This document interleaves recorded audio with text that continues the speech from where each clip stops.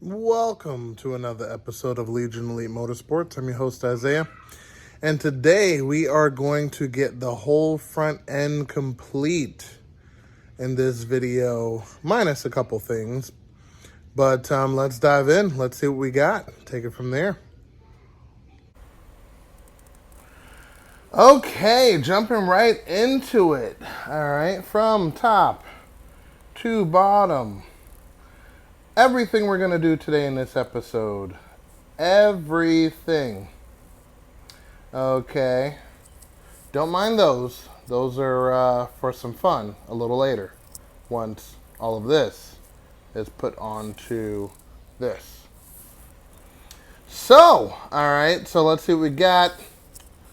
We got Legion Elite Motorsports coilovers here. And then we have the adapter right here for the big brake kit, which is a S14 adapter. Then we have the 300ZX 4-piston calipers, including the steel braided brake lines that goes to the Starion. We have the 30mm rotors here. And 30 millimeters is in reference to the width, not the size. And then we got some Stop Tech street pads. That should be great. Then we have the outer tie rods here, right, that go to this spindle. And then this would technically be the adapter to go to the car. And then the car has reverse thread, and then the actual spindle has regular standard forward thread. So you tighten it up going counterclockwise, which is a little weird. But that's what the Starion has on it, and then it goes to these, which are forward thread, and takes it from there. Then we have the spacers, which when you're using this kit, it sits the wheel about 1.5 inches in. So these spacers will bring it back to its stock position. We may be changing these to something a little bit more aggressive in the future to kind of bring it to the fender. So we might go 2-inch. I'll measure it out once it's all done and complete. But we're going to start with this. And then, of course, we have the spindles, which these are from an S14 right here. Then we have the wheel bearing for the S14. Then we have the Starion, brand new, lower ball joint, which bolts right into the S14 spindle. Then the outer tie rod, the swaybar end links bushings came in, polyurethane. And then we have the accessories to bolt in the lower ball joint. So the original equipment was rusted shut. Now we have new bolts. Comes with the ball joints. So that is everything from top to bottom of what we're going to be putting in. And also I can't forget about the studs for the wheel bearing. So the studs come in there. They're extended. So they'll be good for the spacer setup. And boom, just take it from there. So let's begin with the car. So first things first, we're gonna have to take out what we're not using. Hold on, let's focus. I don't know, it got a little weird. Got a little wonky. Okay. So we're gonna take out everything we're not using,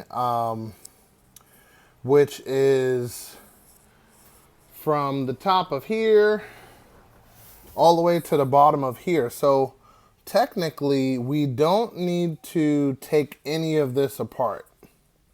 What we're going to do is we're going to unbolt the ball joint, and we're going to undo this tie rod.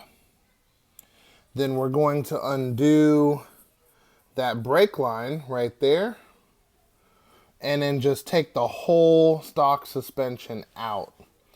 So let me give you a close-up of everything that entails, just so you get the idea of what we're doing here today. So 3 bolts up top. Boom, boom, boom. Then we're going to do these bolts on the bottom. 4 bolts. Right? Then we're going to take out the brake line, God willing. Then we're going to undo this here outer tie rod. Okay, but before we do, I want to crank that loose just to make sure that I'm able to get it off and all of that good stuff there. Hit that with the impact gun, get that loose, and we should be good to go. So I'm going to get started with ripping all of this stuff out, and I'll be back. Bloop. Perfect. So, got it off.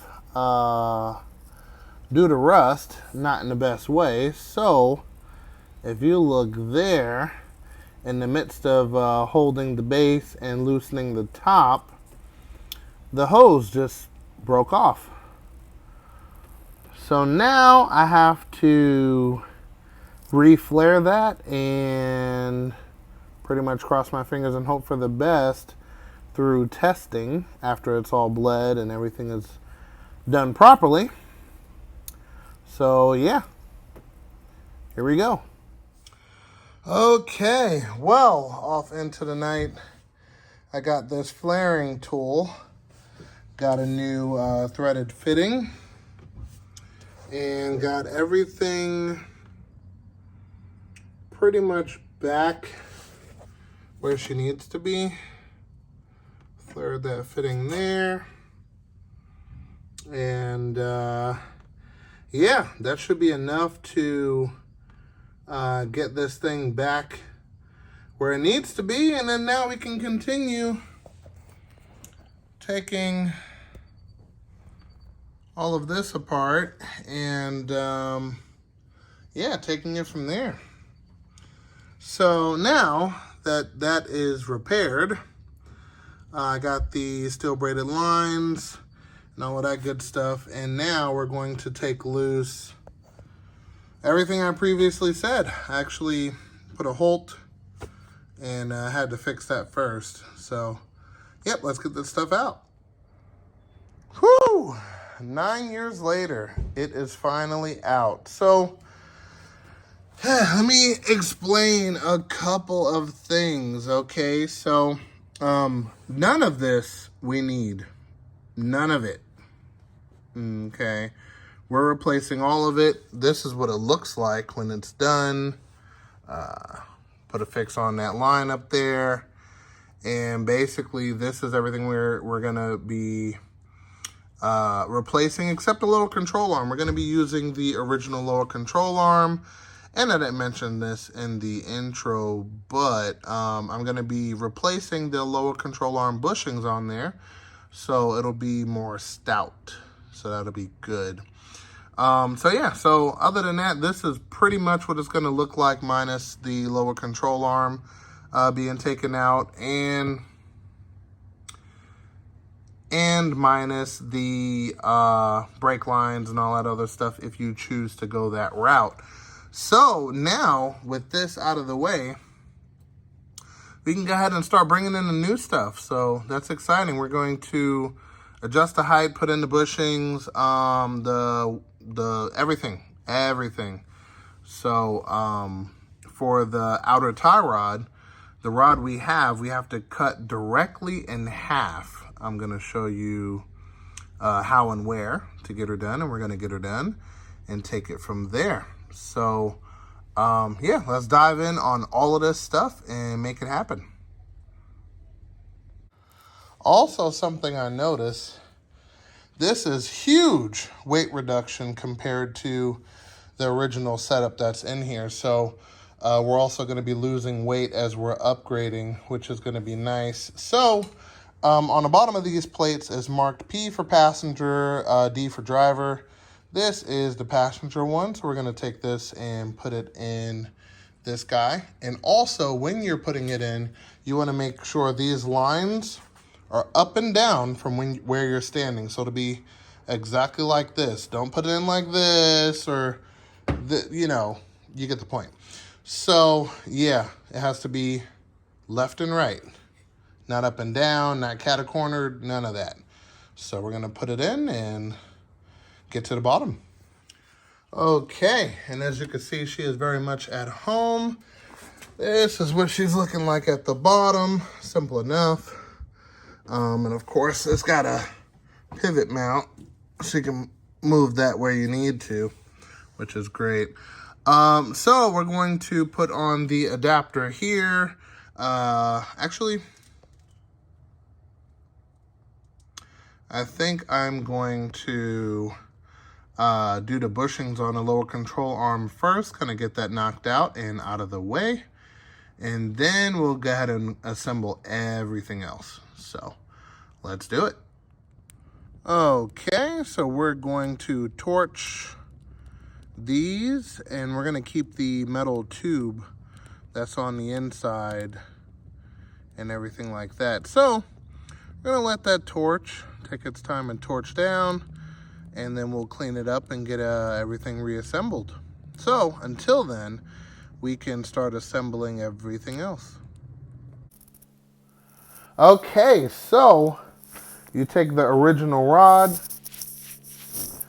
and you want to cut it down directly in the middle. You know, directly in the middle. Cut both sides down. One side is reverse thread, one side is forward thread. Make sure you clean it up real nice and then thread it in. And then we'll get to aligning the wheels a little bit later. But let's take a look at the suspension and how it's looking right now. So there we go. Let's take a look at what we're looking at here. So in the back, we went ahead and did the polyurethane control arm bushings right in the back there. I'm going to show you in deeper detail on the other side. I just wanted to kind of get everything put in here nice and tight so I could see how everything is. Then we have the ball joint under, but not bolted yet. So that's that. This is the wheel bearing. This is the spindle. This is the adapter, which I still have to get the proper screws for it. These are just in here temporarily, just so I can move her around. And then this goes into here for the tie rod. So let's see. This one is reverse. This one is forward. So forward thread goes into here. Definitely going to need two hands for this, but I figured I'd give it a shot. And no bueno. So forward thread in this one, reverse thread in that one, and he'll be good to go. So we're going to take it from there and keep going. Okay, here we are the next day. Got the bolts a tad too long. You can cut them down if you want, but not going to cause any issues, so we'll leave it as is. We have the lower ball joint 100% bolted in there. We also are getting ready to put on the disc, the caliper, the pads, and be done with this side. We're actually going to do the stabilizer bar a little later because we got to do the other side to lift everything up because the car is going to be lower. We're going to take measurements from this point and this point to see what the ride height is going to be in the front to make sure it's equal and take it from there. But we are almost done with this side. So we're going to start with the remanufactured calipers, which hold, I'm going to make sure that the bolts I have to bolt down the caliper are proper. So let's do that now. Yep, perfect. So that works. We're ready to put the caliper on. But first we're going to put the rotor disc on and take it from there. There we go. And we're also going to cut these down just a little bit to make sure we make room for the spacer. So, yeah. We're going to get that ready to go and take it from there. All right, that is a beautiful sight. That looks great. Everything clears. So now we have to put in our pads. So what we're gonna do is take out the safety pin here on this side. And on this side, gonna slide this out. Then we're gonna take these two pins out.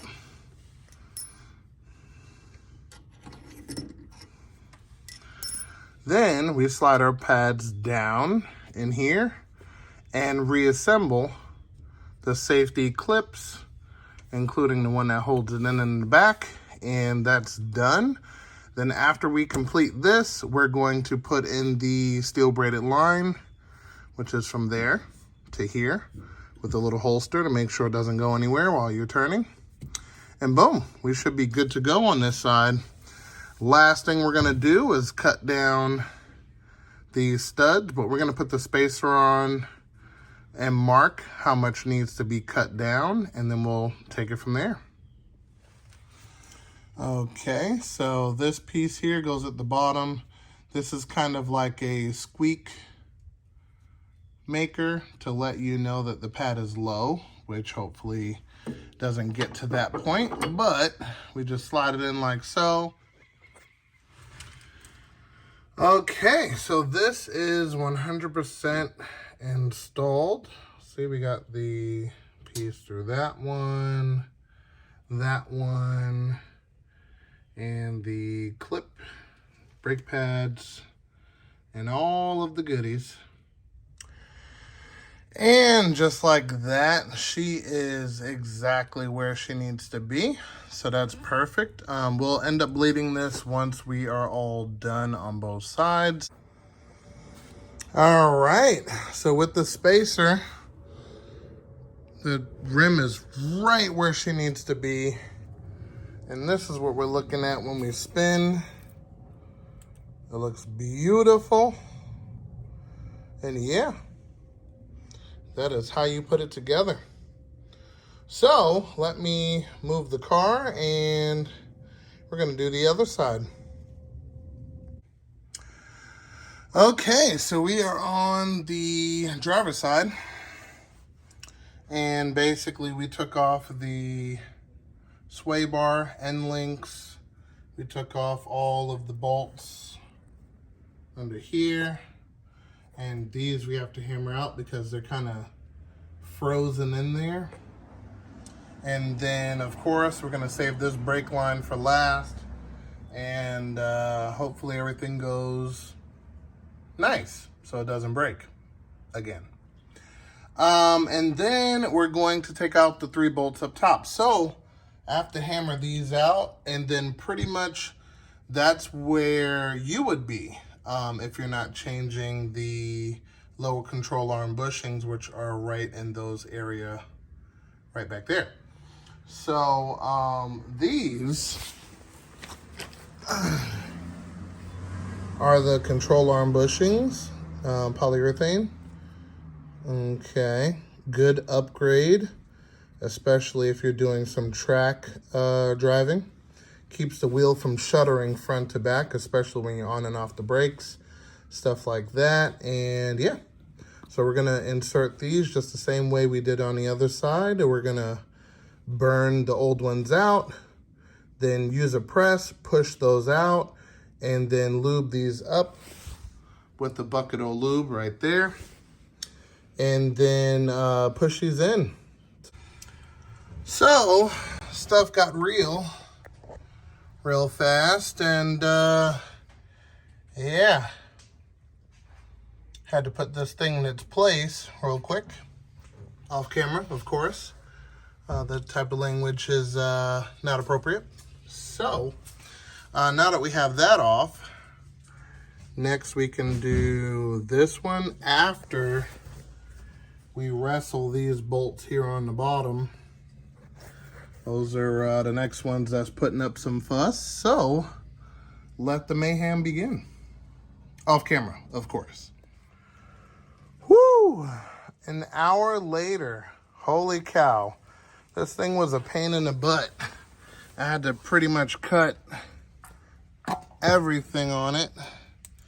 See, I had to cut the heads off the top. I had to cut this because this wouldn't come out. Yep, rust. Everything just rusty. But on the positive side, this came out without falling apart. So, yay. We get to add everything in like normal. And this is going to meet the trash. Also, let's take a look at what yours should look like when you take it apart if you choose to get a new ball joint, which I highly recommend. If you don't end up replacing the ball joint, you would take these two bolts off. Then there's a nut inside to release the ball joint off the bottom. And then you can keep your ball joint. But I think it was like, I want to say $35. Might as well replace it, so you don't have to deal with stuff like this. So let's take a look at what it's supposed to look like and then take it from there. So this is where you would pretty much be if you're not replacing those lower control arm bushings. Me, I'm going to be taking that off next, putting some fire to it, and then we can start assembling. So exciting, exciting. Okay, and we have to clean up this bolt. We cannot slide it in like this. Actually, it probably won't slide in like this. So we're gonna use the trusty wire wheel and get it all cleaned up. Then we're going to burn these mounts out of there and start the reassembling process. A little damage due to war, but not a big deal. Clean this up also and take it from there. And last but not least, we have the poly end links on and tight. Best thing to do, because we have poly here on the bushings, best thing to do is loosen both links and bring them down at the same time and start assembling them, and then push them on the top and then get the screw on the bottom.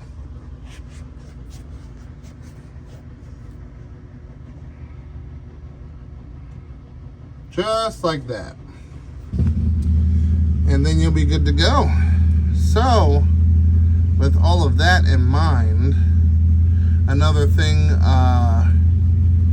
you're gonna have to do once all of this is complete is do your alignment. So with these threaded pieces that you're adapting in there, see, so this wheel is straight.